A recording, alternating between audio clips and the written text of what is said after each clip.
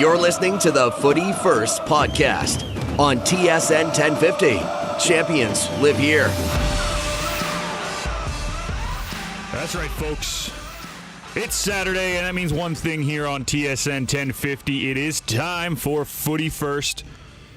No Nico this week, but don't worry, you got myself, Nick McVicar, and I'm not alone. Joining me all the way from Calgary, Cavs midfielder, Sergio Camargo. Serge, how's it going, man? Good, man, good. Tip of the hat. I got to say that because we're on the radio. And yeah, it's sad that we don't have Nico here because we got a lot to talk about. A lot has happened in this last week, and it's also sad that we only have an hour to do it. I know, 1 week, and yet we have so many things to discuss here. So let's get right into it. I mean, we talked about the Canada soccer meetings last week where, we announced a couple things. Project 8 getting league approval. Charmaine Crooks getting officially named as the president-elect. All great things. She came out later in the week with a statement. We'll get into all that in a bit. Lots of matches. We could talk about the Canadian Championship. Nico's York United got kind of bulldozed by Whitecaps. TSS Rovers had a very impressive showing against Pacific. I know they ended up losing, but impressive showing nonetheless. But I think we have to start in the MLS, or in the Canadian Championship match with the MLS squads.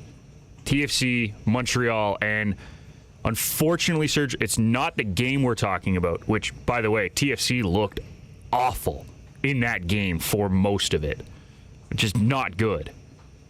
But it's what happened off the pitch that we need to talk about. Two different incidents in the stands, one resulting in an all-out brawl in the away visiting supporter section, and another one with the TFC supporter section and one Mark Anthony K. This whole situation was just kind of crazy, eh? Yeah, it's disappointing that we're talking about off-field stuff when it was such a great occasion for soccer in Canada. TFC Montreal, that's always such a good game to be a part of. And those two unfortunate incidents is what stays in everybody's mind. The one that I've seen more talk about is the brawl in the Montreal away supporter section. And it's just disappointing that a few fans like that kind of tarnish the reputation of everybody else around. And things on Twitter are going around, comments, you look at everything, and there's fans taking advantage of it's that time to blame the team, to blame security, to blame Bob Bradley. And blame everybody at this point. Just try to find someone. Everybody, but there is no easy solution. These security people aren't paid enough to stop a full-out brawl, especially when there's weapons involved. And it's not fair to put a bad mark on TFC supporters. It's a group of individuals who have been apprehended and banned, at least 4 of them for right now. Yeah. There's expected to be more. But this is a situation that hopefully there doesn't happen again. Yeah, and that's really the big thing, is that we just don't want this to continue. Like, you mentioned it. This is a very fun rivalry. We've seen some incredible matches. We had Patrice Bernier on last week talking about the two playoff matches that these teams played in 2015 and 2016, respectively. It was so entertaining to watch those matches before, and now every time these two teams come together, there seems to be some sort of incident with the fans. And the fact that this ended up in a brawl in the visitor section, it reminds me of some of like the super ultras over in Europe. And I don't think anybody from either side wants to see that happen here in Canada, because violence is not the answer. We love sports because it brings people together, not because it divides them and causes these kind of things. So it's really hard to watch this happen. And you mentioned that 4 people have already been banned, not just from TFC events moving forward. They have been banned from all MLSE facilities, so that means no Scotiabank Arena and no BMO Field. I could see a lot more happening from this, can't you? For sure. And I saw a tweet that someone said, I hope MLSE buys the Blue Jays so they can't go there either.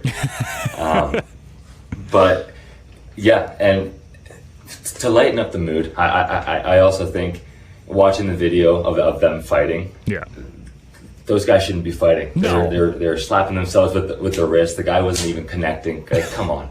If you're let's gonna be fair, fight, no one should be fighting. But and to go on your European point, my first reaction is like, I love the passion that now we have in Canada over soccer. But it also, there gets to a point where now it's a negative thing, and now you're scaring potential families and other fans from coming to the game, and you're just losing fans. Because why would they put themselves in that risk? And that's what I mean, is that passion is good. Passion is what unites people around sport and around music, for another example, right? But sport specifically. There's a difference between passion and stupidity, though. And when it starts to get into the worrisome of, okay, now we're putting people at risk for injury. Now we're putting families at risk for even wanting to come to the match, as you said. Like, this is the point where we have to really question it. Like, I want the passion. Passion can be shown in so many different ways, and one of the best ways passion comes out in sports is the chants.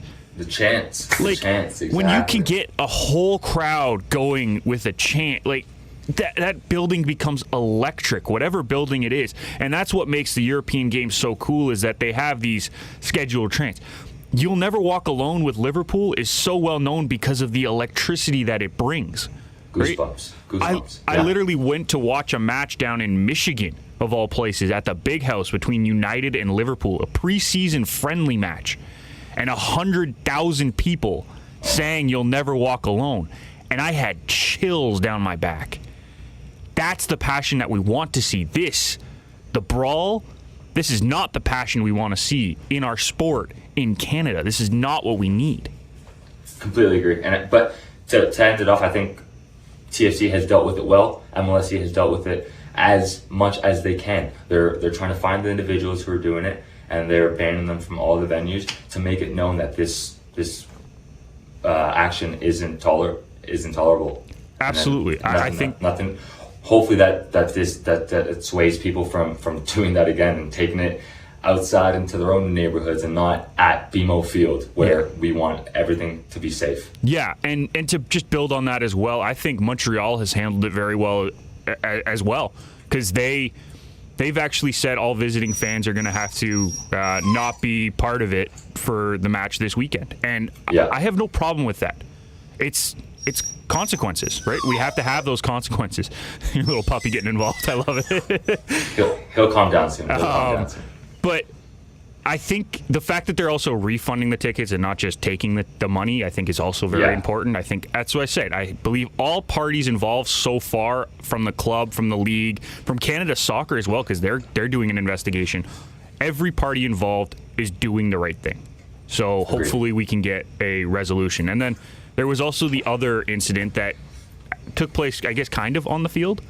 Mark Anthony Kaye had an incident with the TFC supporter section. And this one was kind of weird. I don't know what caused this one. I haven't seen a video of him walking over. I haven't heard anything come out of what was said. But he had a very, very passionate screaming match with the TFC supporter section down in, I think it was section 114. And as he was getting pulled away by his teammate, one of the supporters ended up throwing a megaphone on the field in the direction of Mark Anthony Kaye. Now, there's questions whether or not Kaye should have reacted the way that he did, but I'm not going to say that I can definitively say if this was an overreaction by him or not, because I don't know what was said. I don't know what provoked this response from him. So it's hard to say whether or not he overreacted, but the fact is, this is not a good look for him. It's also not a good look for the supporter section. Exactly, and it's another sad moment. Like, people are just angry right now, and it's about a club that has had success not too long ago. So they're expecting success every single time on the field. Yep. And it sucks that Mark Anthony, I also don't know the extent of how he went about dealing with the fans. If it was I don't know if you watched the last Ted Lasso episode, but I did, actually. if it was a McAdoo scenario, then it was too aggressive for Mark Anthony. But if he went over there calmly and tried to talk them and tell them, like, thank you for supporting us and all that stuff, like maybe I would do at a Cavalry game if we lose as well. Based on what I saw, I don't think that was what was said, but at the same time, at least he didn't jump into the stands like McAdoo did. Exactly, yeah. He didn't jump into the stands, and then unfortunate, who knows what that, even if that fan was involved in the conversation with the megaphone, or if he just he definitely was. I saw the video. He was definitely one of the people that was yelling at Mark Anthony Kaye, so he was involved. Okay. But throwing the megaphone, I don't really understand that move at all. That could be as bad as the brawl. You're trying to injure a player, so if that guy gets banned for life from all MLSE venues as well, I'm fully for that as well. Yeah, it's just a sad situation. And now these two teams also are going to play again this weekend, so we'll see if anything comes about it on the field. I doubt it, but we'll see. We're going to take a break. On the other side, really excited to have Matt Cullen join us. He's actually calling the game this weekend between CF Montreal and Toronto FC. And he called the one during the week, so he'll have a lot of insight on this. We'll be back after this. You're listening to Footy First here on TSN 1050.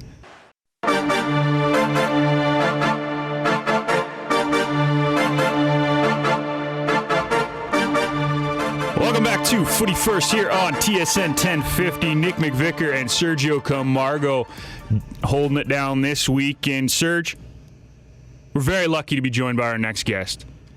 Voice of, I guess, the TFC Montreal match, one of the French voices on Apple TV, as well as English commentator at One Soccer. Matt Cullen joins the show. Matt, how's it going, man? Hey, morning, guys. Thanks for having me. How are you today? Can't complain. There's a lot of matches today, so it's always good when we got a lot to watch. Absolutely. And speaking of watching, you got the opportunity to call the TFC Montreal Can Champ game, and now you're going to call the game this weekend as well.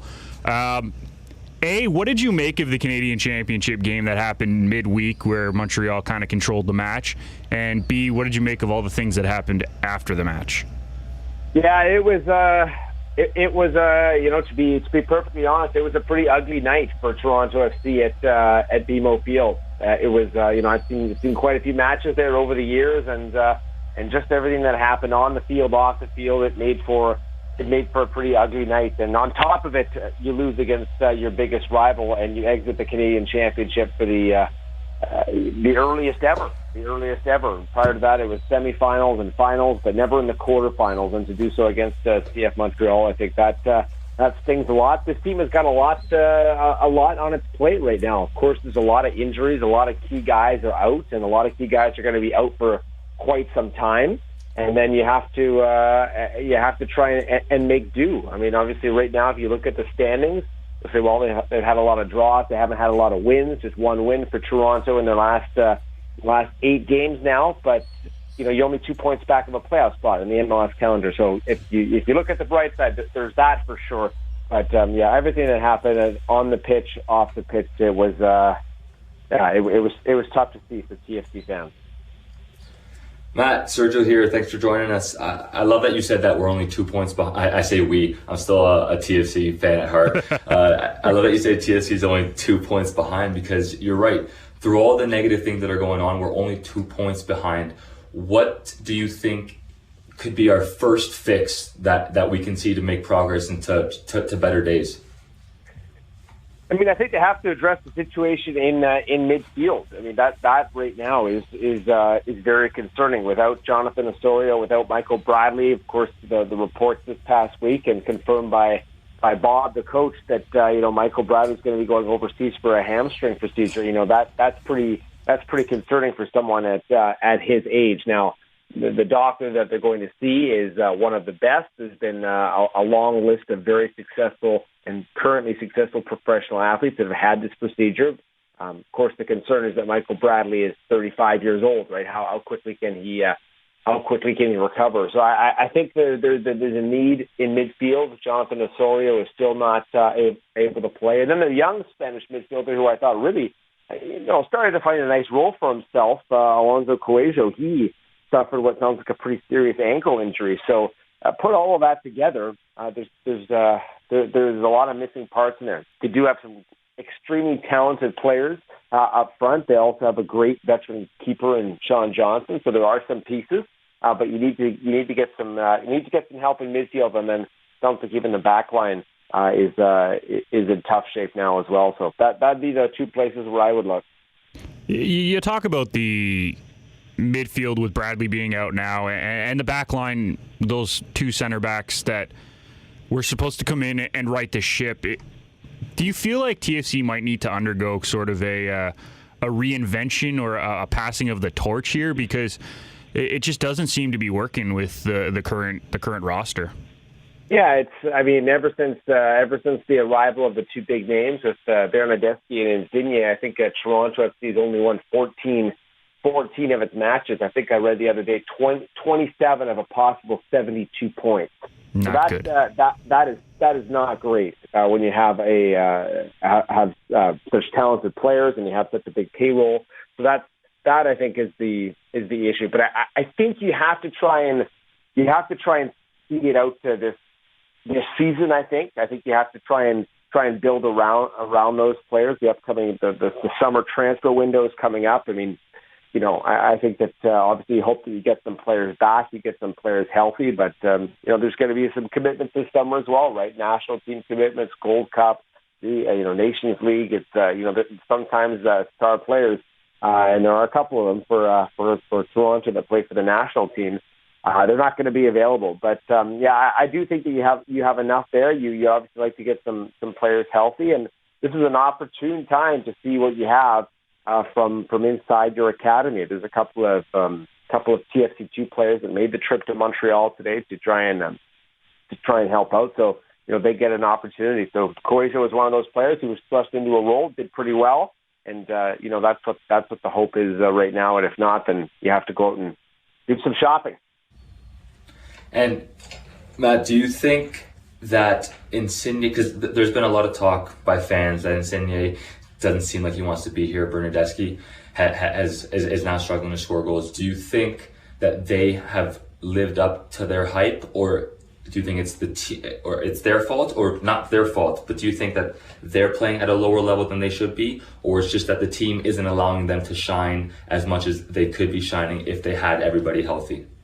Yeah, I think it's the second there, Sergio. I think it's exactly that. I mean, they've had some serious moments of quality, and that's what you'd love to see, but you'd love to see that consistently, and they're obviously getting frustrated with the way things are going. I mean, that, to me, on Tuesday's Canadian Championship quarterfinal, that was the most evident. It was when you lose a ball, you throw your hands in the air, and you start, and there was some complaining and things like that. Instead of running back 10 yards and getting back in a position and talking about it, right? So I think that there's some body language issues there, and I think that can help. But everybody's a competitor. Everybody wants to win, and obviously when the team isn't winning, they feel the frustration for sure. So I think that this match in Montreal is going to be a big one. I mean, if you're a Toronto fan, you would hate to lose to your biggest rival two times in a row, and especially 2 times in the same week. So I think there is some time to turn it around. I mean, I thought just a couple of weeks ago they played pretty well against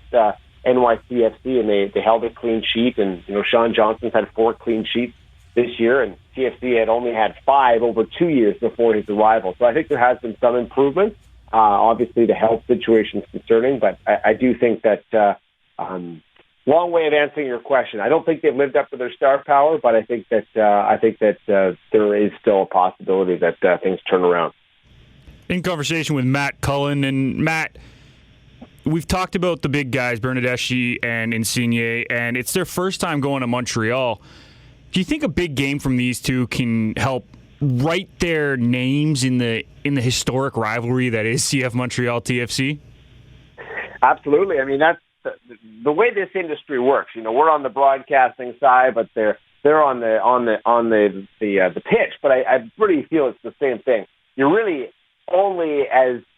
people only really remember your last performance, or your last couple of performances. So if Toronto FC plays super well defensively, and Bernardeschi has a moment of quality, and Insigne, who's had so many dangerous looking free kicks, if he has a moment of quality, then I think that can go a long way in trying to help this story. And yes, it's a big rivalry. Montreal would love nothing more to try and stick it to their biggest rival in front of their fans. We know what's happened this past week where the ugly scenes inside. They've decided to ban Toronto supporters from this match. So that place is going to be rocking. That place is going to want, it's going to be physical. Everybody's going to want to see a physical matchup, and that's exactly what I'm expecting later on today. And but a couple of moments of quality, and I think in a strong game and some better body language, I think that could go a long way. Matt, I'm not sure if you're able to answer this question as you're calling the game. Prediction for tonight, and three, maybe one player from each team that you're expecting a big game from. Oh, predictions are always tough for me. I mean, I'll do my best. I'll start with part two first.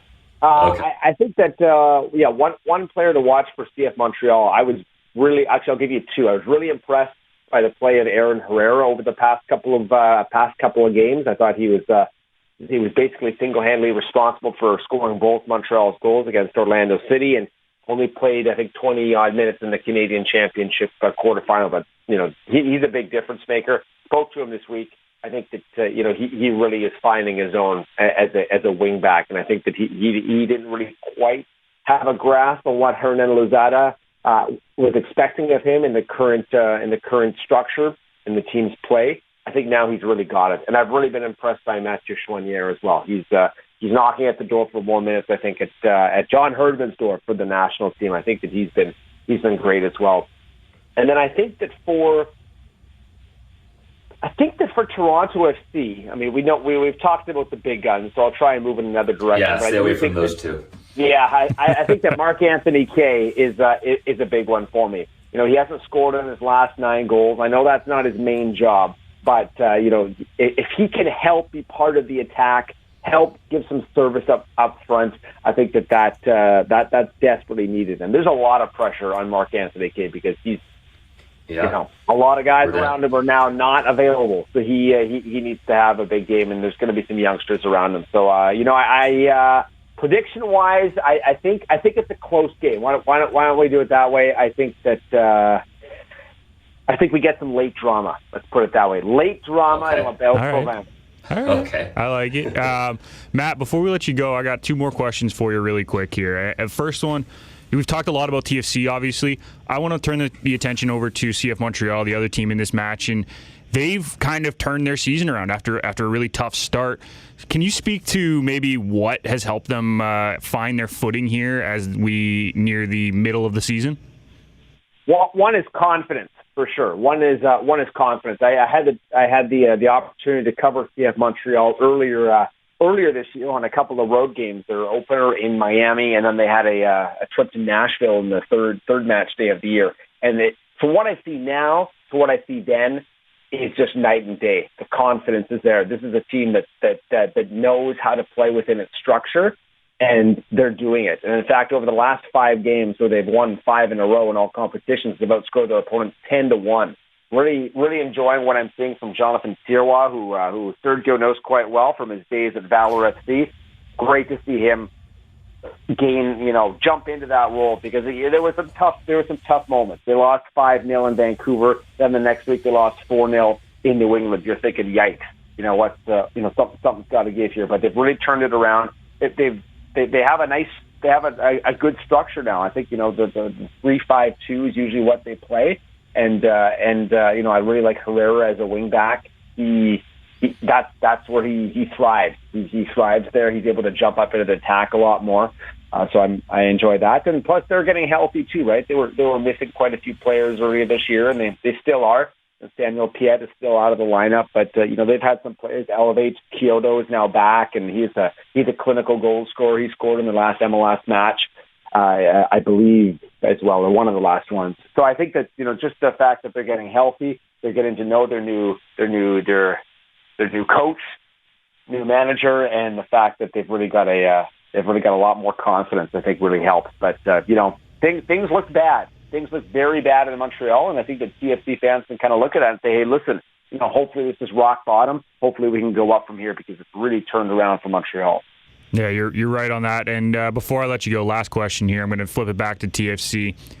Lots of questions surrounding one Bob Bradley and his future with the club, obviously after the recent spell of poor performances. at what point do you think his job actually does come into question for the higher-ups within the club?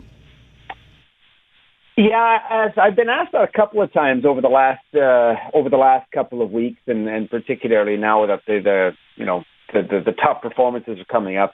I mean, but I think if there's one man to try and fix it, I mean, he's got 15 years in the MLS. He's coming up to his 200th career MLS win. Now, obviously, things haven't gone the way he had hoped in Toronto. But I think that if there's a man for the job, I think that he has seen it all, right? He's seen it all. He's been with the American national team. He's been all over the MLS, including some fantastic teams. Even going back to the days of DC United when they were back-to-back MLS Cup champions. The LAFC was a powerhouse as well. So this is a guy that has done a lot of winning.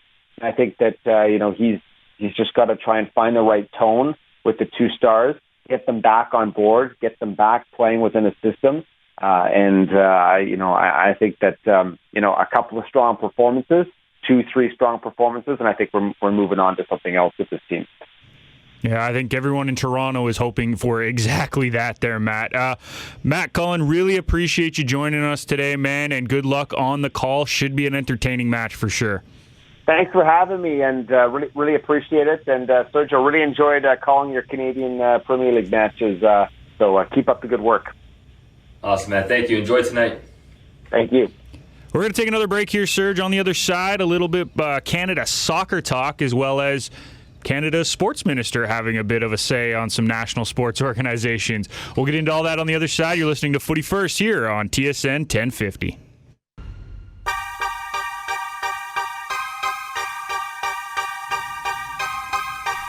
Welcome back to Footy First here on TSN 1050. Nick McVicar, Sergio Camargo, keeping you up to date on all things Canadian soccer here. And Serge, speaking of Canadian soccer, we got to get into Canada soccer, which last week they held their AGM.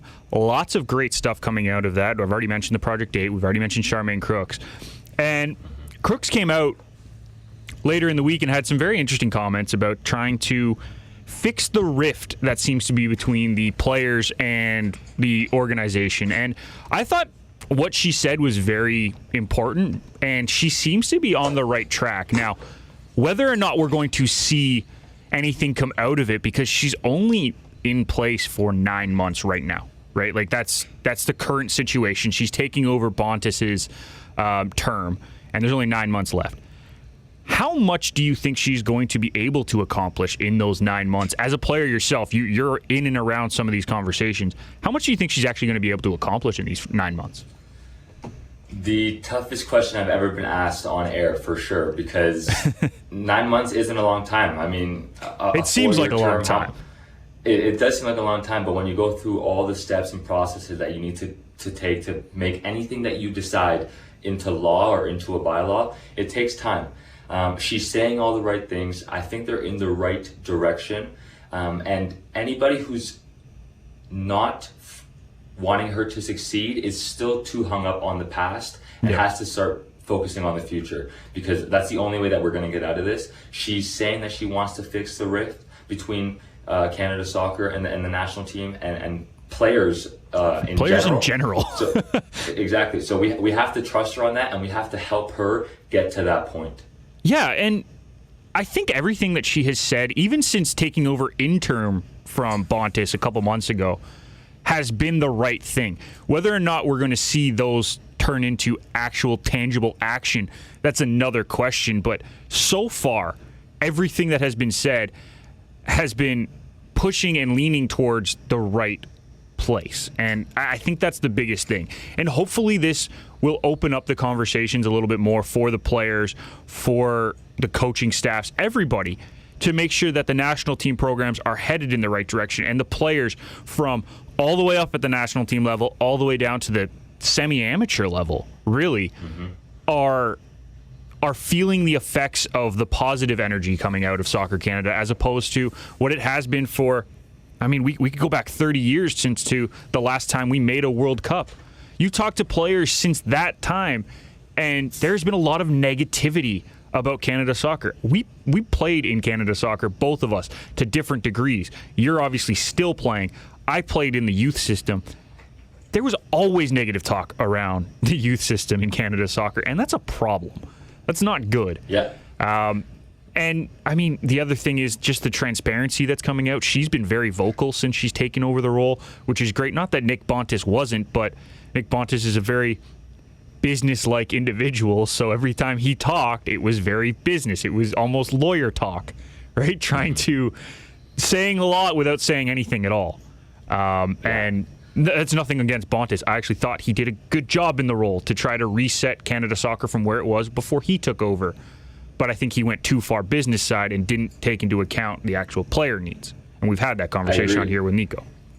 Exactly. And I actually, for sure, I actually think she's been super authentic in the way that she's speaking. Yeah. Especially even in the Heritage Committee. I hated the fact that one of the ministers accused her of actually lying to some questions where she was robotic or had a script to say. It's like, no, she came in and was willing to tell the truth and was willing to speak on the hardest subjects. And the hardest subject, in my opinion, is the CSB deal. No one likes it, but... Well, I mean, CSB likes it.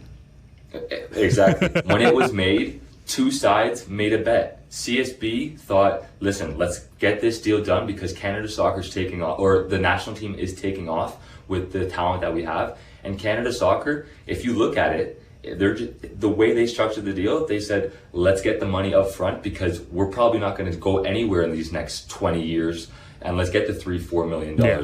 Our national team is nowhere near strong enough to have the successes that the will men's make us national look bad. The men's national team, because the women's national team has had a lot of success, but... For sure. Sorry. Thank you for that correction, actually. Yeah.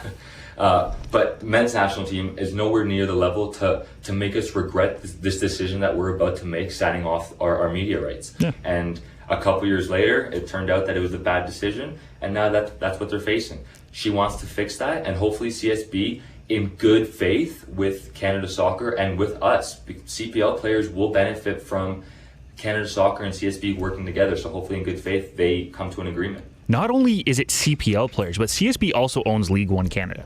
Right? Like, CSB has a lot of hands in a lot of different pits of fire for this national program, not only at the national level, but at the club level. This is so important to make this deal work for everybody. And yes, you're right. When it was signed, what was it, 5 years ago, 6 years ago now?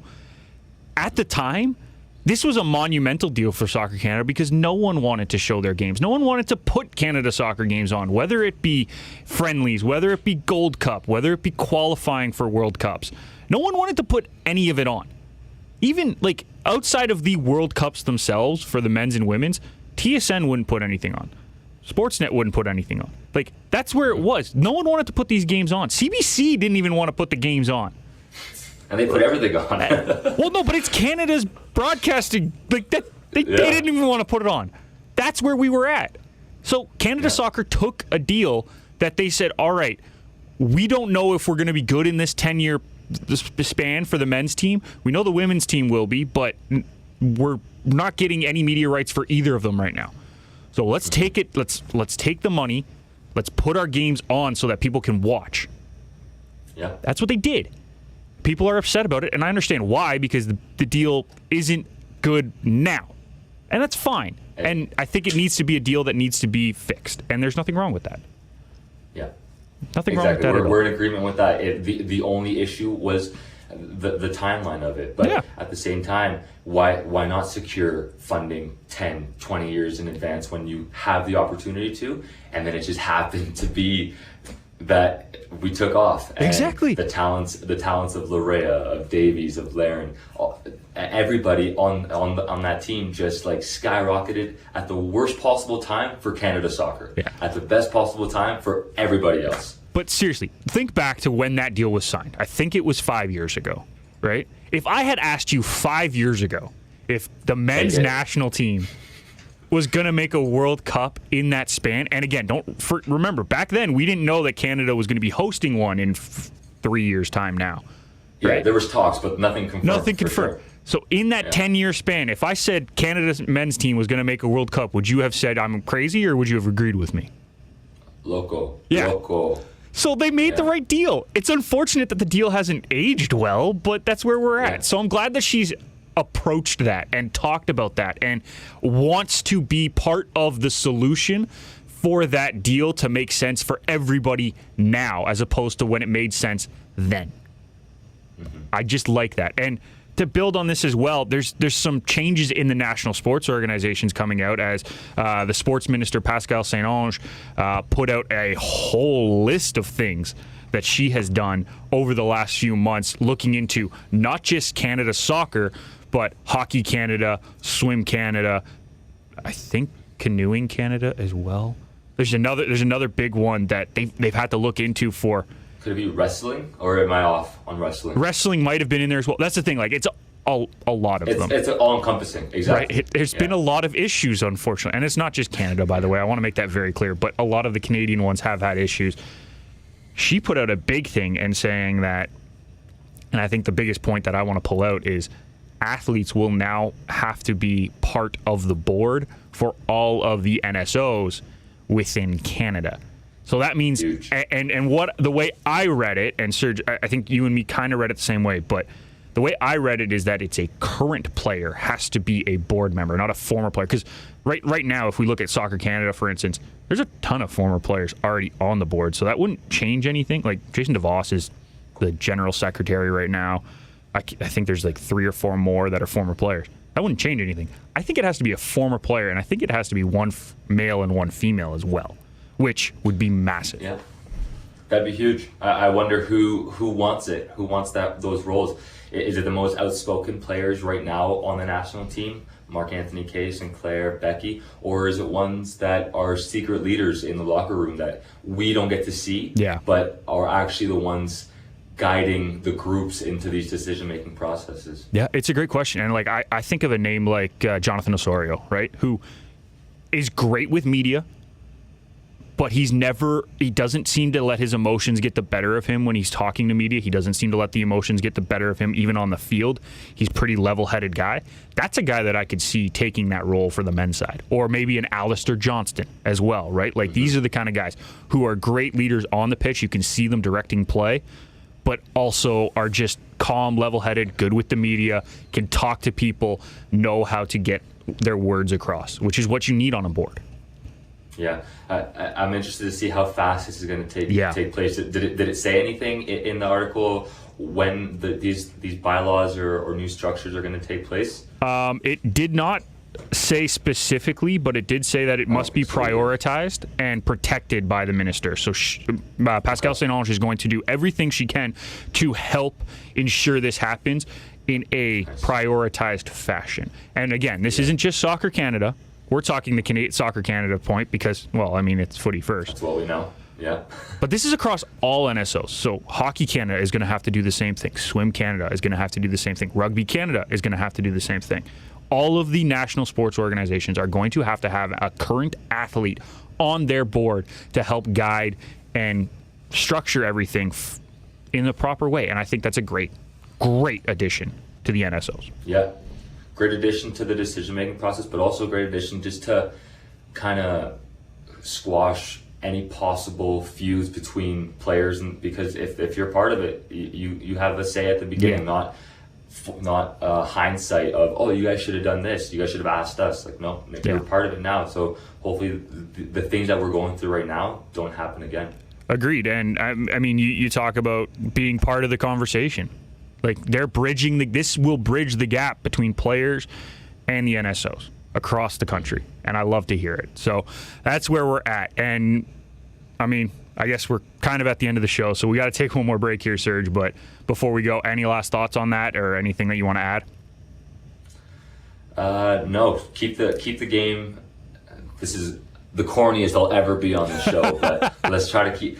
And I keep coming back to. I know we're talking about Canada sport as a whole, but in Canada soccer, let's keep the game beautiful and try to get away from all these problems that we're having and just keep it beautiful on the field so we can enjoy it for as long as possible. That's not corny at all. That's a great way to put it because it's true and it's across all sports. And like I talk a lot of sport here on 1050, so for me, it's across all sports. It's a really important thing. So love to hear that. We're going to take our last break here, man, and on the other side is prediction time. And don't worry, Nico did send us his predictions, so I do have those ready to go.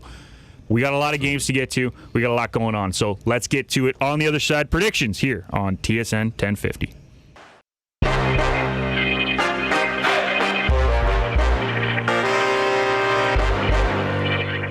Welcome back to Footy First here on TSN 1050. Nick McVicar, cavalry midfielder Sergio Camargo holding it down. Nico with a flight to catch. He's flying today, so he's not able to join us. But don't worry, we got his predictions because it is time for predictions. And before we get into this week, let's get into last week. It was an interesting week. I went 5-5. I think that's one of my better weeks this season, especially with that many games. Nico, 5-4. Serge, 3-6. Good start. That's the goal, is to be 33%. So good job on week one, my guy. I know you want to do better, but Don't patronize me. Dude, I was like 1 for 11 at one point, all right? I'm giving you your props on the first week. It's hard. Predictions are hard, man. I don't know how we keep doing this and getting close to being where we want to be. Soccer's the hardest one. It's tough, sure. and especially now that we have to predict draws. Like, I don't know why Nico did that to us, but whatever. Let's move on to this week. There is 10 matches. You and Nico each predicting 9 because you're playing in one each. I got all 10 again. Let's get to Nico's predictions, get them out of the way, and then you and me will wrap it up, okay? Footy First fans, games of the week, predictions, all that. I'm in the Uber. We got an away game to Pacific, so I'll run through these quick. Forge Valor, I got a draw. It's at Valor. Forge going to be a bit tired. Taz is kissing his teeth next to me because he thinks I'm wrong, but we'll go with it. Cavs Halifax, I got Cavs boys taking it. Vancouver Athletico, I got Athletico to take the win. Pacific York, gonna skip over that one. Forge Vancouver, I got Forge. Montreal TFC's game of the week, so we'll wait on that. Portland Whitecaps, let me tell you, Whitecaps looked good a couple days ago, so I'm gonna back them. Cincinnati Montreal, I got Montreal. TFC Red Bulls, gonna go with a draw. FC Dallas Whitecaps, gonna go with a draw in that game. Game of the week, TFC Montreal. I got a 2-1 TFC win. I'm delusional. I always pick them, but I'm a fan, so go with that. Those are my picks. Good luck, boys. Well, there you go. He's a fan. He's also very delusional. He keeps picking TFC. Every time he picks them, they seem to lose. So I feel bad for him, but that's where we're at with him. So those are Nico's picks. Ready to run through these, Serge? Let's do it. Let's do it. Starting Forge Valor in Hamilton. Who you got? I got Forge. Yeah, I'm leaning Forge too. As good as Valor's been playing, they're just Forge is on another level when they get going, and they seem to be going right now. Yeah, and the last Valor Halifax game was the dud of the weekend for me. Yeah. So I think Forge with the win has all the emotion. Agreed. I'm going to quickly predict Cavs Halifax. I'm taking Cavs in this one. I think that you guys are just a better squad at the moment, and you're at home. Always helps. Vancouver Atletico. Tie. He's taking the draw. I got to lean Atletico in this one. I just think after that embarrassing 4-1 game, they're out to prove something over their next few matches, and they're going to come out strong. Pacific York. I have tie. And before I let you answer, I'm hurt that you take Atletico against Vancouver in Vancouver, but you didn't take Cavs in Vancouver. I've already explained this. It was their home opener, first game, just the emotion. That's the only reason that I took them in that game. They could have been playing anybody. They could have been playing anybody, and I would have probably said the same thing. But hey, I didn't take them to win. I took them to draw. I would like to point that out. Yeah. So it wasn't against you guys. Just happened to be the ones who played that game. Pacific York. Ooh. Did you give your prediction? Who'd you take? I said tie. Yeah, tie. I said tie. I think I'm gonna go Pacific, and it's gonna be like a 1-0 game. Like it's gonna be a close game. We'll skip the Forge Vancouver. Forge Vancouver. I'm also gonna say Forge. Yeah, I'm leaning Forge in this one too. Again, a home game too.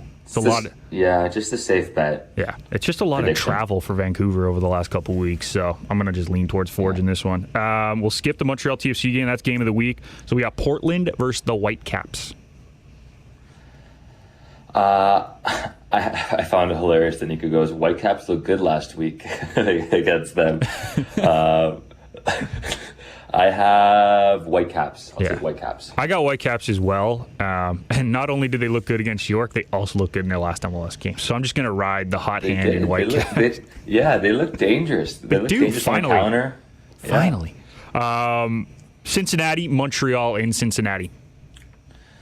I actually want to take Montreal, but I'm going to go Cincinnati. Montreal's been playing great, but there has to be a point where they lose. And if it's not against TFC today, it'll be against Cincinnati. Yeah, I'm going to lean Cincinnati as well. Cincinnati's second in the East. Like they're a sneaky good team.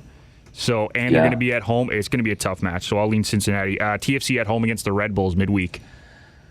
This one also tough because depending on today's result to see if it's good, it's bad, anything. But I will take TFC against Red Bulls at home. All right. I'm going to go Red Bulls because, Nico took TFC, so I kind of have to lean away from that. FC Dallas at home against the Whitecaps midweek. 2 tough road games for the Whitecaps. Let's go Dallas here. This is just a toss-up for me. There's really no reason. Dallas. Yeah, I like Dallas at home, especially with the 2 short weeks back-to-back for the Whitecaps. Just a lot of games. Yeah, and then to wrap it up, Montreal TFC, you got to give me a score. Today, right? That's the game today we're talking about? Yeah. In Montreal, let's not predict with my heart. 2-0. 2-1 Montreal. Oh, you're gonna match Nico. See, I think Montreal is just gonna hand it to them. I think it's gonna be a 3-1 game. Unfortunately, I don't like it. Okay. But I think it's gonna be 3-1. I hate it. I hate it too. Hate it, yeah. But I think 3-1 is gonna be the result. So that'll do it. Those are our predictions for this week. Make sure you tune in next week. We'll try to get you some more wins. Serge, love having you on, man. A lot of fun today. Love being on. Thanks for talking with me. Yeah, no worries. So we'll have you back next week, and we'll be at a different time next week, okay? 12, we're going to be at noon, not 10, because there is a World Hockey Championship game going on, so kind of got to move it around. But we will be back, don't worry. If you missed any of the episode today, check it out on your favorite podcatcher or on YouTube. And don't forget, you can watch every single episode on YouTube, as I said. For Sergio Camargo and Nico Giantsopoulos, I'm Nick McVicar. Thank you for listening. We'll see you next time.